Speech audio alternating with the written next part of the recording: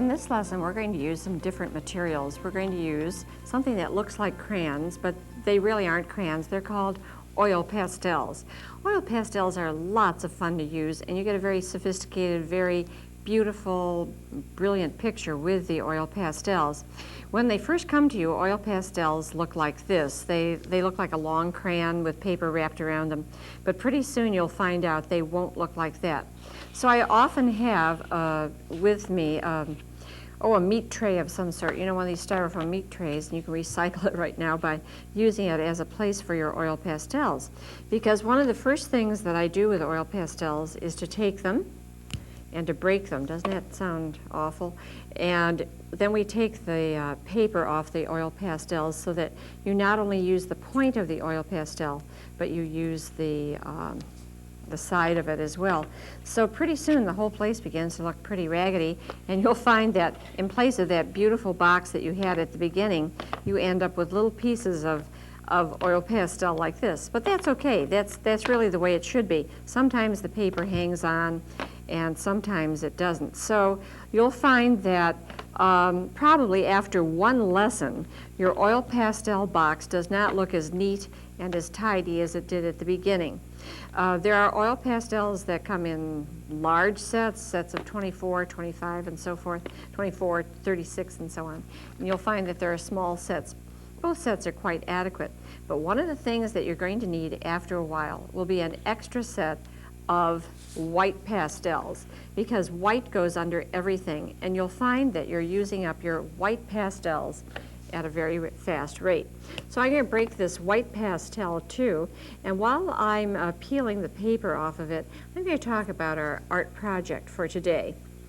I have a project that I think that you'll really like. It begins in the deep forest, on the forest floor, where there are some plants that never ever bloom.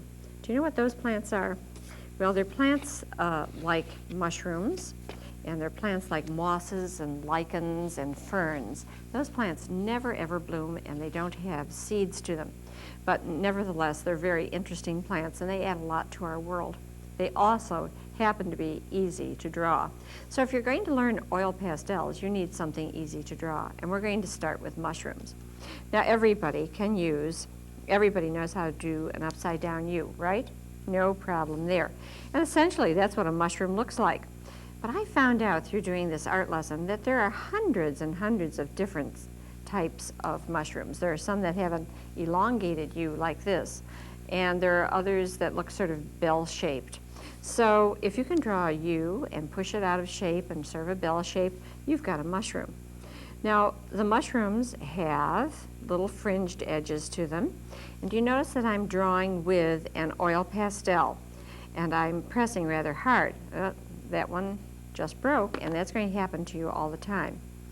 Oil pastels are like crayons, except that they have a very oily base to them.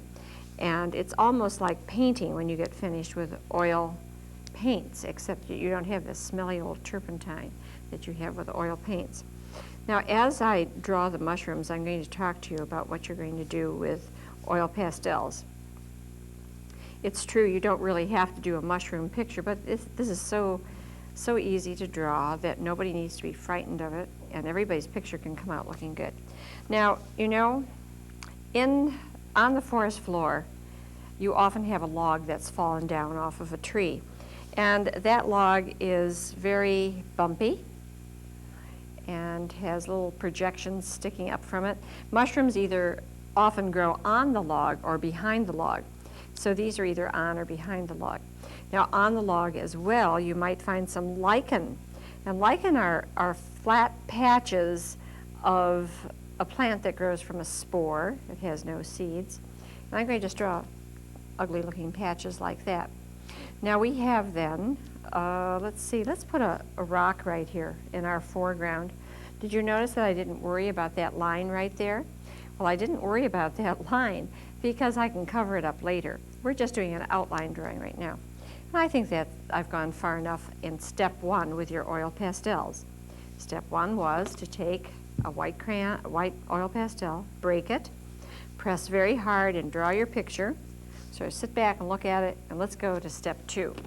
Step 2 is taking your oil pastel that's broken and pressing hard with the side of it, the white. And the reason you put white under everything, I mean you put white under brown, you put white under red, under everything, is because it's going to give a brilliance to your oil pastel that you wouldn't ordinarily have. You like to layer oil pastels too. Oh, look at that. Doesn't that look gorgeous? Now I want to think about shading in this picture. So one side of my oil pastel picture is going to be darker than the other and lighter than the other. And how do we get that? By blending. You know, the very first time I did this lesson too, I thought, a red mushroom? And then I began looking in books, and sure enough, mushrooms come in all different colors. Mushrooms are not always called mushrooms. Sometimes they're called fungi or fungi. Might as well learn a little science along with your art lesson. And what I'm beginning to do now is build up the color on my oil pastel and the shading. And I'm going to go lighter over here and darker over here. It still doesn't look too dark. Notice that you're going to get some buildup and some flecks. Now you can either take your fingernail or you can take a Kleenex or a paper towel. And I'm not going to worry about that little mark up there because it'll be covered over in the end. You know what? That's still not dark enough. So I've got white there, I've got light red, I've got dark red, and still not dark enough. So I'm going to take a blue. Ah, that looks nice. And I'm going to blend the blue in. And there are so many different techniques to using oil pastels. Don't let somebody tell you, oh, there's only one way to use them. There are hundreds of different ways to use these. Some people take their finger and they blend like this. That's perfectly okay. Some people just blend right on the paper, and that's okay too. And you notice that I begin to have a very dark side or shaded side and a very light side. Going back with a white, put some more highlights over there. When you're working with oil pastels, you notice you're always flicking through the box like that. You know, that's the way it goes with oil pastels. Okay, now you can layer and layer and layer, and you can go back and do this over and over again till you get it looking the way that you think is right. I can add some color under here, and we're going to outline a little bit later on. And what do we do again? Every time we lay down a color, we put white under it. Now I'm going to do at least one more mushroom for you before you actually begin, just to show you that you need to layer your colors, white underneath everything. Just put white under everything, okay? Look at that, how bright and brilliant it looks. Now you'll notice that this mushroom looks sort of undiffused, I might call it. It looks unfinished. Well, it is unfinished because we need to go back later on. We're going to put in lines like this later on, the gills underneath there. They call it gills to the mushrooms, and the fringes and what have you. But if I took the proper amount of time right now to finish this up, you'd never get a chance. And it's you. You're the one that's important. You want to have time to do yours. Okay? Let's go through the steps of the lesson again. I'm going to do a different mushroom this time. What's underneath? White. Notice this is going to take me about less than 15 seconds to do, just to lay in the white. I did it very hard, sort of lighter there. Okay, let's take a different color. I'm going to use 4 different colors this time. I'm going to start with a yellow. Aha, beautiful. Wouldn't be that pretty, it wouldn't be that nice and vibrant if I didn't have white underneath. I like that. That looks good. All right, there's one shade of yellow. Here's a yellow ochre. Yellow ochre is sort of mushroom, mustard color. A lot of people say yuck when they see it, but I love it. I couldn't do any of my pictures if I didn't have access to yellow ochre. Okay, and you notice that I'm not being terribly careful. All right, I have yellow, I have white, yellow. Let's put in a little orange, shall we? A little yellow orange. That's not dark enough. Let me use a different orange here. Break it, peel it. Takes just a minute. Aha! Now that really looks good. Okay, again, some people will tell you, well, you must use your fingers to blend. That's a lot of nonsense. A lot of people don't. You can do, again, oil pastels in lots of different ways. I'm just showing you one different way. Let's keep the highlight on that side, and now let's bring in some brown. And let's begin to put the brown over here. Brown here. Well, we can put it all over because the other colors will show up underneath. And we want to press harder over here and get a shaded effect, okay? Now, notice that I'm working rather fast, and I'm going to put in one more color. Another color, yeah, because I need a little shadow on that side. Oh, you can go back and back and back. The hard part is stopping, and I'm going to have to stop in just a second so you get a chance to do this. Okay, I've done 2 mushrooms, right? Let's go down to the log again. What am I going to do with the log? Just what I did with everything else. I'm going to put white underneath. I'm working with the side of my oil pastels very fast. I'm pressing hard. I'm not using the tip. Did you notice that? I'm not using the tip of the oil pastels very much. And again, I'll go back with 3 or 4 colors. Layer. Pick the lightest colors first that are related, okay? And because I'm doing this as a demonstration, this particular one won't be finished, but we will go on and show you the second step in just a little bit. All right, there's the brown again. Notice I don't have to be terribly careful. Oh, I went over my lichen with the brown. Lichen itself is not as bright a mossy green. Mossy green looks sort of like this in many cases, though there are lots of different mosses too. But a lichen would be sort of a gray-green, so I might go back and put a gray in the patches of the lichen and so forth. Now, remember I said that there are hundreds of different types of mushrooms in the world? Well, that's where you can let your imagination run rampant, and you can begin to put your mushrooms in reds and purples and blues and all that sort of thing. When you get down to the log, you want to go back a little bit to reality, and you want to begin to put log colors in. Log colors, of course, would be browns, yellows, and there should be several different kinds of browns. At this particular point, you want to, there it is, there's a dark brown. You want to avoid any black. We will finish up with the black, but right now we want to avoid that. And I'm just going back and back and back and layering. Now at this point, I am going to switch because if I kept on with this picture, which would take me about an hour to finish, and oil pastels are not like watercolors. They really do take a long time. I'm just going to put this to the side, and you can get out your oil pastels right now. You can draw your picture in white, begin to layer in the white underneath, and begin to do your second part. But what I'm going to show you is a picture that has been partially finished. All right, now here are some different colors. Notice how bright and vibrant that log is. I even mixed in some red with the browns and the yellows and so forth. Notice that in this purple mushroom, which is not yet finished either, I've put in some white and then some blue and some purple and some red. All of these colors mixed together look very, very good. So this is still working on stage 2 or step 2. I would go in and lay in the white and begin to fill these in. Now, as nice as this picture is beginning to look, I'm going to put it aside, and I'm going to bring up a picture, 2 pictures that are actually finished. And how are they finished? Well, this particular picture, someone has taken and done their mushrooms, and then they've taken black, and they've gone over the outside of all of the colors. And the black, you'll find, gives you a vibrant, pulled together look to your picture. I'm going to show you another picture that's finished too. So all you need to do, we did add some fern, and I don't put white under fern very often. I do use the light green. Ferns are also plants that never ever bloom. They have spores on their underside. They grow out there in the forest. And you notice that we have a very nice picture, not quite finished. This is like step 3. There are some parts here that would have to be finished.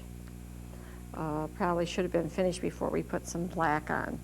And the black outlining at the end gives you a very, very nice finished look to your picture.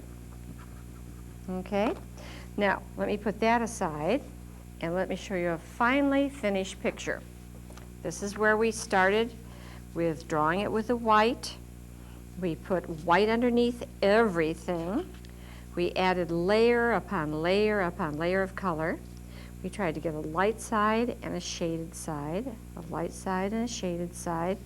And when we finally got finished, we took a black oil pastel and we outlined everything very, very darkly. This one could have even a darker black outline. The only thing we don't outline with black are the ferns in the back.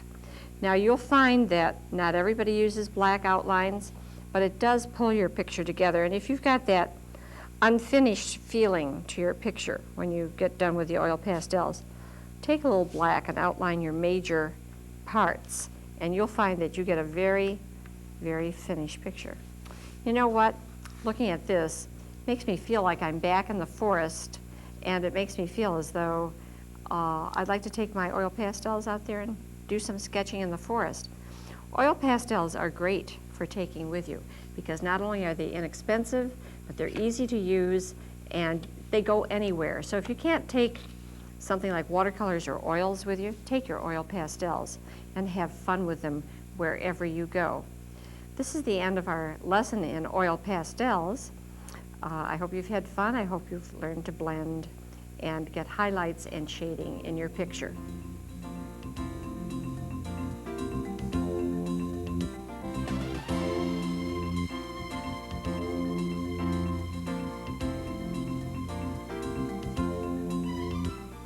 Our art lesson today is called foil art, and I think that you'll find it very, very interesting.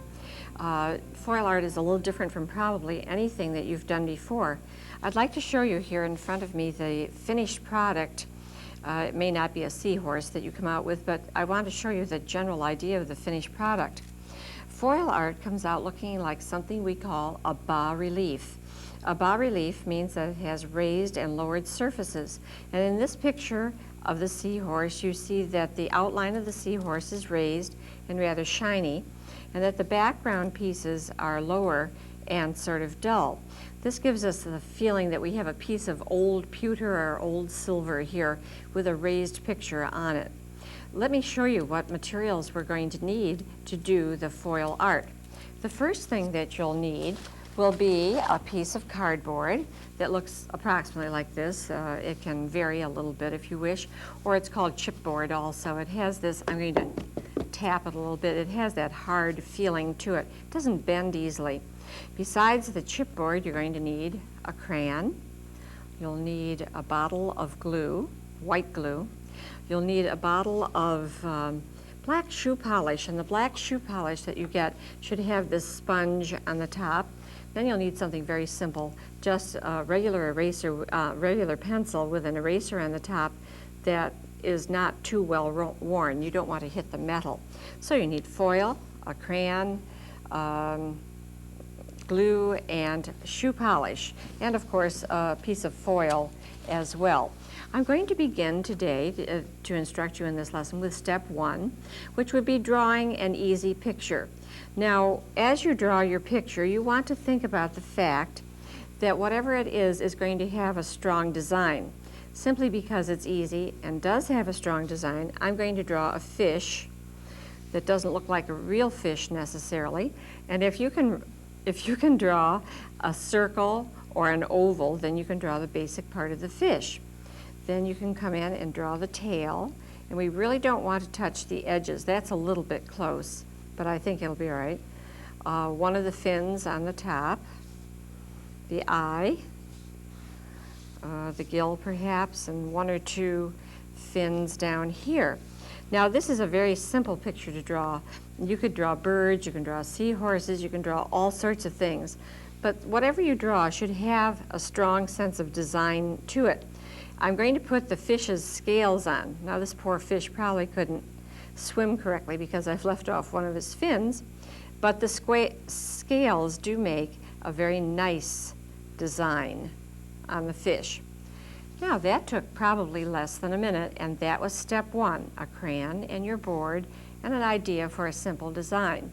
The second step that we're going to do is to take the white glue, and we're going to squeeze a line of white glue onto the picture. And this is stuck a little bit. We'll just start right here. and start squeezing the white glue out onto the picture. And sometimes you have to adjust. Ah, there it comes. Now notice that I'm holding this about a 1/2 inch to a 1/4 of an inch away from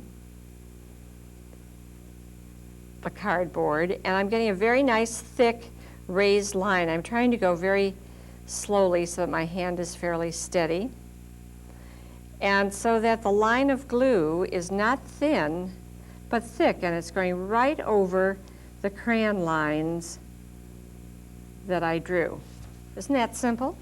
I have a little extra dot of glue there. It doesn't matter. It's just going to add to our design. Then I'm going to go in from that line of glue and continue to cover with a nice thick line of glue all of the lines that I drew. This will make a very strong design. This is step number 2. The first step, of course, was doing the crayon work. Now, you don't need to do a fish, as I said before. You could choose something. I would like you to draw with a crayon, however, because if you draw with a pencil, it's going to be hard to see on the chipboard. And not only will it be hard to see, but you'll have a tendency to work much, much smaller. And you need a lot of room on your picture to do this, because when you cover it with foil and you press on it, you're going to have this nice raised design, and the glue takes up quite a bit of space. So definitely draw with a crayon. Can you see the design beginning to develop now? Can you see how nice that looks? How steadily I'm holding the bottle. You have to be very careful at this point, moderately careful. Children as low as 1st and 2nd grade can do this. Don't think I'd do it with a kindergartner, but 1st and 2nd grade. Ah, we're almost finished. Let me add a couple of lines over here to this picture. And step number 2 is finished. Now the next thing that we have to do with foil art after we've done step 1 and step 2 is we have to let it dry overnight. It's really important not to work on it during the day, because this glue takes about a day to set up. And what you have to remember is that the atmospheric conditions, for instance, if you have a lot of wet air outside, would affect the drying condition of the glue. So let it set overnight. So we've done step 1 and step 2. I'm going to put this aside and have one that's in step 3 stage right here. And the step 3 stage is where you take your dried glue picture and you rub your hands over it to make sure that it's dried. And after you've done that, you take a piece of foil, and the shiny side probably should be out. It looks a lot better. Don't worry if it's wrinkled. Actually, sometimes I actually crumple this up to get a wrinkled surface, because you want to have a feeling of oldness or sort of an antique feeling to this when you get finished. You don't really have to glue the back down. You can if you wish, but if you press hard when you fold the foil over, you don't have to glue it down. Now this is step 3, putting the foil on, and you just press it down very, very hard. Again, if you like to glue it down, you may glue it down on the back. All right, now when we turn this over, all we're going to see is a piece of foil. We don't see at this point any picture, but notice I'm beginning to rub my fingers over the foil. Well, that's the next step. That's step 4. You rub your fingers like this over the foil, and lo and behold, just like magic, what begins to appear? Well, the fish picture begins to appear, because you have a raised surface there. The raised surface is the fish and all the scales and everything on the fish, and the lowered part is the background and the other parts of the fish. Now when I get to about this point and I see that I've rubbed enough to begin to see the foil pattern, or the raised and lowered pattern showing, looks rather nice, and it's a lot of fun. I take my pencil that has a good eraser like this, and I'm going to be going in, and on the inside I'm going to press of any line. I'm going to press then on the outside. So what I'm trying to do is raise the foil line and lower the lines as well. And this takes, oh, I don't know, maybe 10 to 15 minutes, and I'm not going to spend all that much time showing you here. Remember, we do want you to have time to do it, but I want to show you how to do it. And I go back and I check. I sort of look at it from the side. I press with my fingers to make sure that we're getting everything properly raised and lowered. If you forget a line, you almost lose it. See how that begins to show raised and lowered. That's called a bas relief. Now when you get finished with yours and all your classmates or friends, whoever's working with you, gets finished with theirs, you mass these on a bulletin board and you get a whole bunch of them together and they look really good. Okay, so that was the next step, and I'm not going to linger on that because you'll want to do that step yourself. Now let's pretend that I have already finished that. I have finished that. I've got the raised and lowered. The next step would be to take your bottle of shoe polish. Now we've checked with this company, and this is not supposed to be toxic, but it is wise to keep it off your hands. You don't want it near your mouth. Just use the usual safety precautions. You take it, and to get the shoe polish running, you pound it on your board, okay, like this. And after you pound it on the board, the shoe polish starts to run, and you can start to smear it. Now, some people get very upset at this point, and they say, oh, I've ruined my picture. It looks so terrible. Well, it's true. At this point, it doesn't look very charming, does it? It doesn't look much fun at all. But you haven't spoiled your picture because there's one more step to do after we finish covering it with this shoe polish. Now, I don't use other colors. I suppose you could, but I think black works best because when you finally polish this, it looks like old silver or old pewter. So there it is, and that took just a few, well, it took probably less than a minute. All right, you've got that properly covered. It doesn't have to be black. It just has to be covered with the shoe polish. Okay, now that you've done that, you can put it away. Check your hands. I did get a little bit of paint right there. What I'll do is just take a tiny bit of paper towel and I can go wash my hands while I'm waiting for this to dry. We really should wait a day for this to dry, and after this dries, there's one more step which I'm going to show you now. The very last step, here is your fish picture, and now we have dry shoe polish on here. The very last step is to take your steel wool. Steel wool can come in any gauge, but it looks like this. And then you polish or burnish, as we say, your picture, and look what begins to happen. Again, just like magic.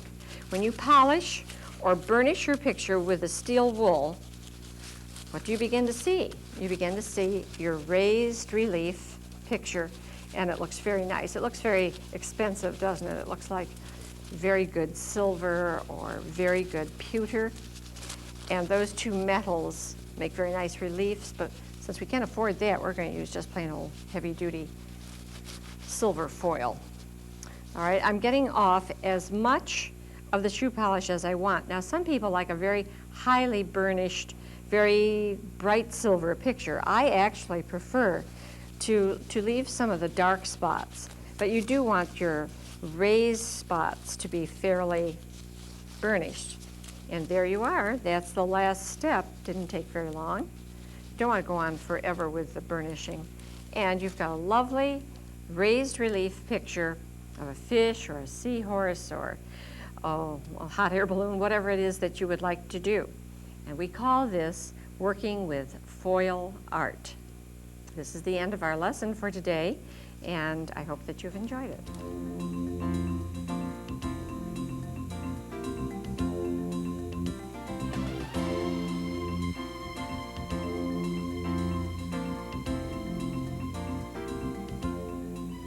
Today I'd like to talk to you about the ancient art of printmaking. Printmaking is really exciting because you can do it over and over and over again in many, many different ways. Before I actually show you the materials that you're going to use to do your printmaking with, I'd like to show you a series of prints that was made by one person and how each print looks very, very different, even though they were all made from one mat. Let's look at this cat done in blue and white at first. The paper, of course, is blue, and you do want to use colored paper with printmaking. But this girl perhaps made a cat on out of the way that I'm going to show you, and then she rolled white ink over her mat, and so we've got this lovely blue and white print. But look what happens when you add another color. This is the same print, and she printed it a second time, and this time it looks even better, doesn't it? I just love this. Look at that sort of creamy yellow color. Look at all the little accidentals that happen. And look how the picture is sort of framed by the turquoise. Now, I know that this particular child thought that the cat was going to come out perfectly white, but the brayer was a little bit dirty. And you have to remember in printmaking that happy accidents make for a good print. When this print is cut and mounted properly, it's going to look absolutely gorgeous. So this was the second print she made from one mat that she made in the first place. And I'm going to show you how to do that in just a moment. The third print she made, she got a little more excited and a little more adventuresome. And this time she decided to do the cat in a dark blue. And then she rolled many, many different colors on the background. And she thought that that was rather nice. And I do too. It looks very, very exciting. Very colorful, but wait till you see her final print. Isn't this gorgeous? This is the last one that she made on that particular day. So notice that she made 4 prints from one mat on one day.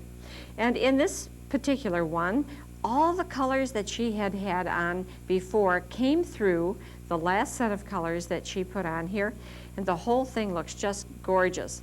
Again, with printmaking, the term to remember is happy accident, because many, many things happen that you don't expect when you do printmaking. So I'm going to put these prints aside, and now I'm going to show you the materials that you'll need to do printmaking. Most of them are very, very simple. The first material that you need would be colored construction paper. You really don't want to use white too much. Things don't turn out looking great on white, though you can do it. But red, black, green, all the different colors of the spectrum, colored paper, make great looking prints. Let's do our first print today using, well, I don't really think that red paper is going to look the best. Let's change to green. Maybe I'm wrong, red might have looked nice. And let me show you the things that we need. You need a pair of scissors. You need a crayon. You need what we call printmaking ink in a tube. Now, let me explain about this. Printmaking ink is really paint. So you may hear me calling it paint, or you may hear me calling it ink. It's the same thing. It really is a water-based paint in a tube, so we call it ink. People used to use oil-based printing inks all the time, and you still can use them, but they're much, much more complicated. So for our purposes, we're going to use a water-based ink today. Probably end up using about 3 colors. You're going to need some glue, some white glue, and a little bit of water. You're going to need something called a brayer. Now, a brayer looks like this. It looks like an ordinary roller, and it's true. It is a roller. Some of them come with brown handles, some come with orange. Really doesn't matter. But what you do with brayers matters. You press with them, and you roll with them. And I'll show you how to use those in just a little while. The other thing that you need in order to do printmaking would be a cookie tray. Now I'm going to show you sort of a dirty looking cookie tray, and I'm going to tell you why that's not necessarily a bad thing. I don't mean that this cookie tray has cookies on it. No, no, no. This has leftover paint on it. Why is that okay? Well, in the first place, I'm going to put new paint down, and I'm going to roll over that paint with a brayer. But sometimes these happy accidents occur by picking up stray bits and pieces of paint. Printmaking is not always just straight on, planned for effect. Then I'm going to show you that you need a piece of tag board like this. It doesn't have to have lines. I'm just using up an old piece that was around the schoolroom. And you need a piece of chipboard, which is pretty heavy, or you can use cardboard, because when you use cardboard, you get some interesting special effects. So now that you have your tools, you have the paint, which is called ink, the glue, the scissors, the tag, and so forth, I'm going to begin to draw. Now, as with most things in printmaking, you want to do something that is fairly easy. And there are just a few rules. Now everybody can draw circles, right? Everybody can draw triangles and everybody can draw rectangles. There's no problem whatsoever. So on this piece of paper, I'm going to first of all draw a square. Now, was that hard? No, it was really easy. Doesn't mean you have to draw a square. It just means that squares are easy if you can't think of something else. I sort of have in my head the idea of a Middle Eastern city. So I'm now going to draw a half circle. Anybody can draw that. I'm going to draw an arch, no problem there. A couple of rectangles here, perhaps. A rectangular building here, perhaps this is a tower in the city, and there's a little archway here. The fact that this is slightly crooked doesn't bother me. It gives it a little bit of charm, okay? And then perhaps over here we have another square, because the buildings in a hot country, like many of the countries in the Middle East, have a tendency to have flat roofs so they can collect the rain, so they can lie up there at night when it's hot. Now that looks okay, and that would make a good print right as it is, but I'm going to add something to it for interest. I think I'll add a palm tree, which you can do just by coming out like this from the center. You can go out here. See, palm trees aren't hard. Don't let anybody discouraging you by saying, well, yours doesn't look like a palm tree. It looks enough like a palm tree. It doesn't have to be absolutely perfect. Forget perfect when you're doing art. Something that I forgot to tell you, though, this is very bad of me, is that most things should be separated and have a space between them. In other words, the palm tree should really not touch this. The roof should not touch the building. If I put another roof on here, perhaps another half dome, it should not touch the building, and these buildings should not touch. That's because your ink goes in between. All right, that was step one. Wasn't that fast and easy? What else could you draw besides a Middle Eastern city? There are many things. You think about them, and I'll show you some examples later that will give you some other ideas. You've already seen a cat. So what I'm going to do now is step two, and step two is simply cutting out your cutting out your tag pattern that you've made by drawing. And people say, well, look what you're doing to the lines. Doesn't matter. Those lines are not going to show up in your printing. Those crayon lines will not show up. I'm going to do this in a rather hurried fashion, and I don't want to take too long because you want to have time again to do your own print. So I'll just get you started and show you what to do. As you cut out a piece, paste it, don't paste it, just lay it on your board before you paste it to make sure that you have the right spaces. Some people like to save their extra pieces of chipboard. I bet you could make a wonderful pattern out of the leftovers and even print that pattern.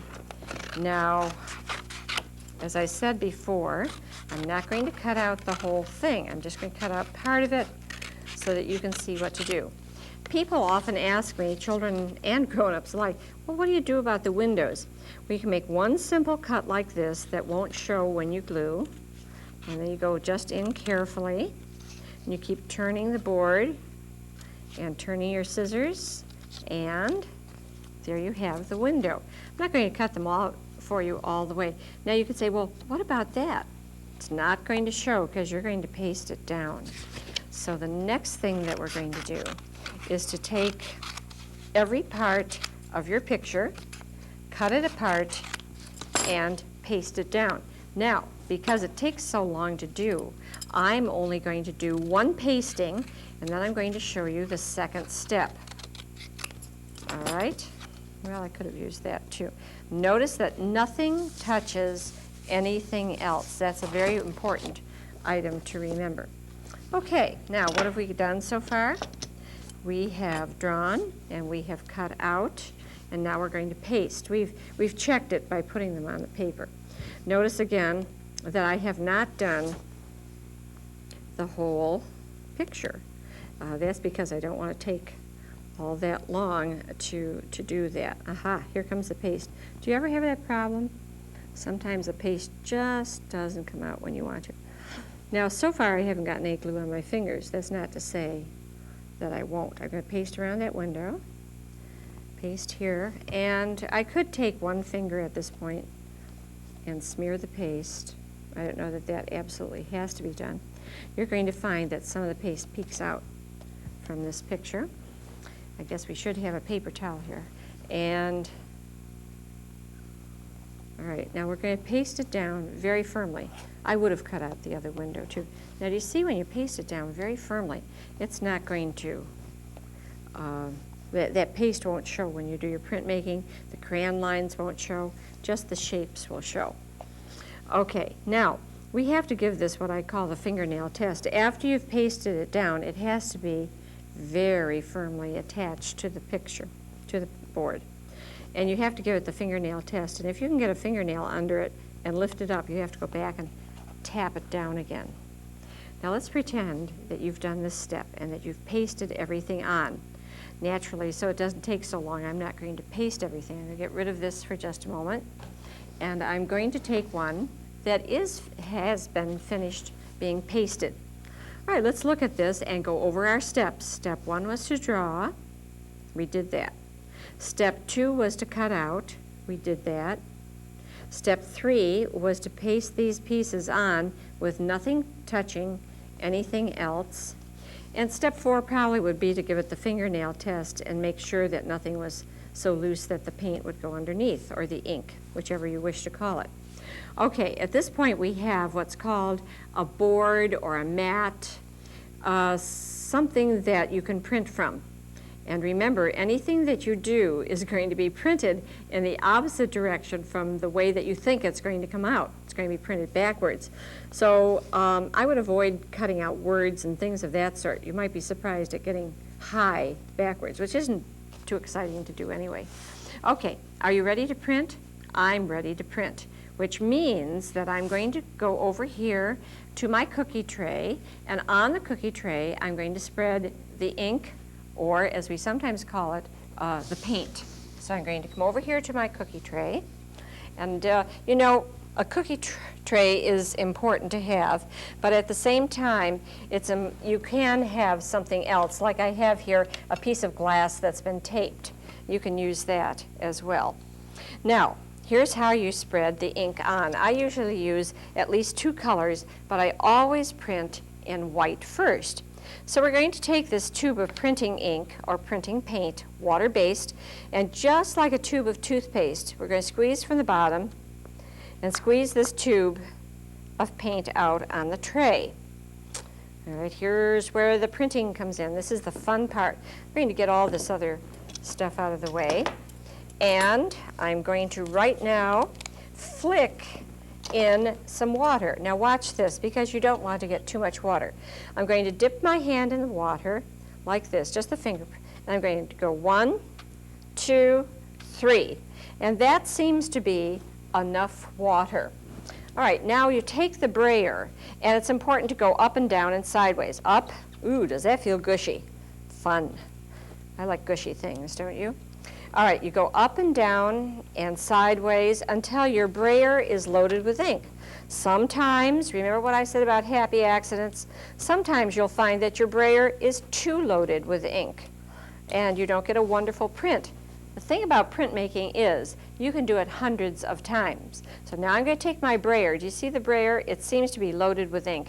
And I'm going to go over here and I'm going to roll the ink on my mat. And at this point you feel, uh-oh, I'm ruining it. Well, you're not really. Look at this. I'm going to take it and roll over as much of the mat as I want to. I can roll over the whole mat or just part of it, but I definitely am going to roll over my whole cut out picture.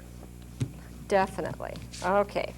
Now I think that I have enough ink, and you might say, well, how do you know? Well, it looks sort of tacky and white and so forth. Now, here comes the part. You never know how it's going to look when you do this.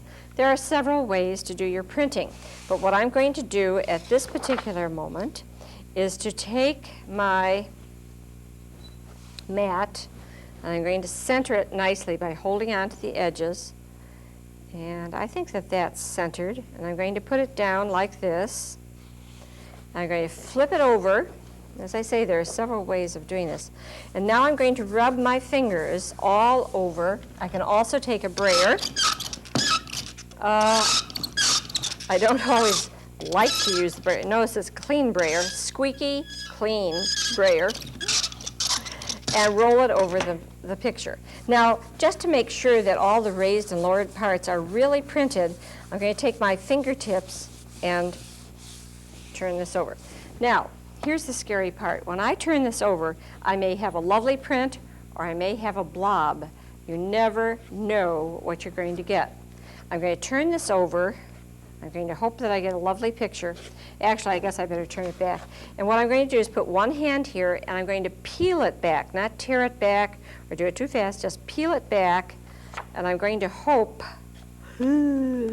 yay, all right, I have a beautiful print. Isn't that gorgeous?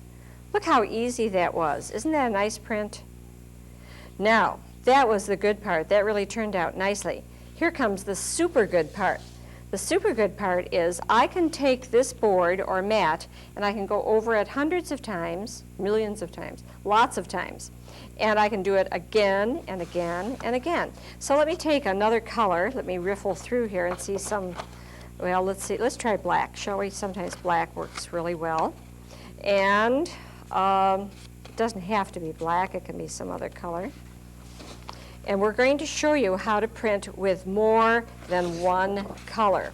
Okay, here we go. Same thing. Let's go back. Let's put a little white in it again. The white underneath, it gives it brilliance.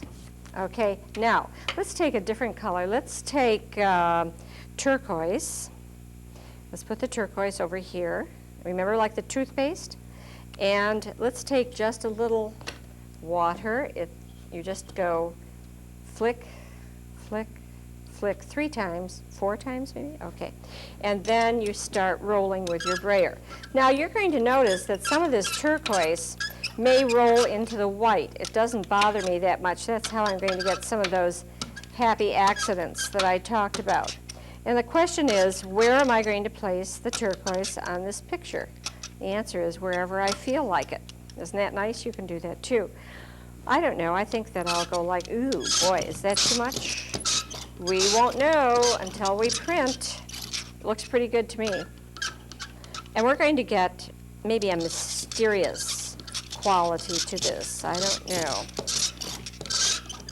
See, again, with printmaking, you never know what you're going to get. Now, if I happen to get a print that I don't like out of this, I'm not going to cry about it. I'm just going to go and do it again and again and again, which you can do. You can use this mat hundreds of times. I'm going to center it, press it down,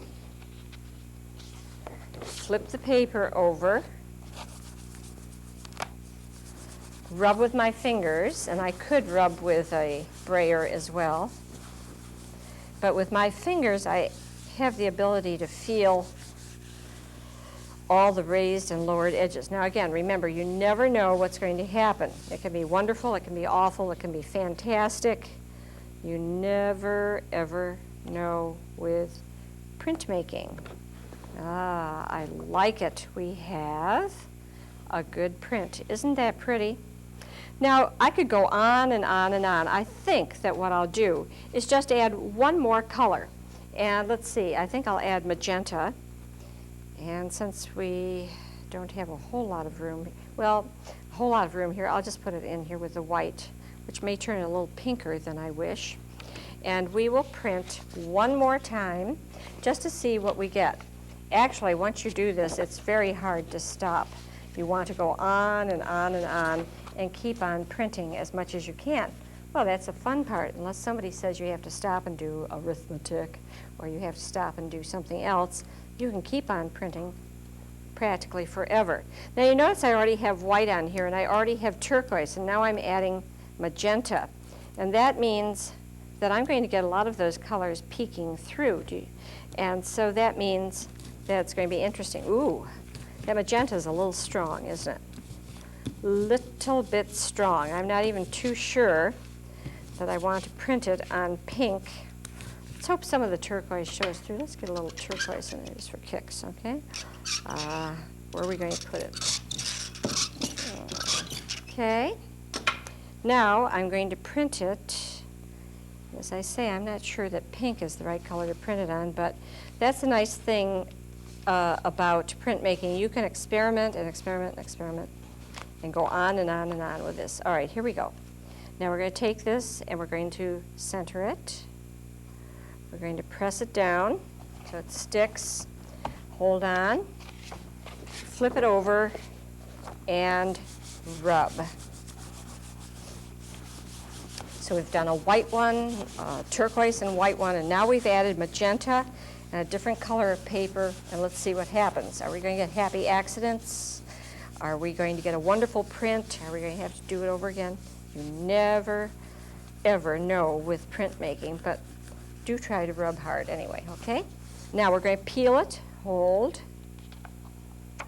peel, and let's see what happens. Very nice. Look at that print. Isn't that beautiful? So now look what we have. We have 3 prints here from one mat, and all 3 of them are gorgeous. That's the fun thing about printmaking. Now you could go on and make 100 of these. You could use different colors of paper, different colors of inks, and you go on and on and on making different prints from this. It's good to make greeting cards. These are frameable right here. You could frame these and put them on the wall any day. Printmaking is a wonderful technique to use. I hope that you'll have a good time doing lots of printmaking.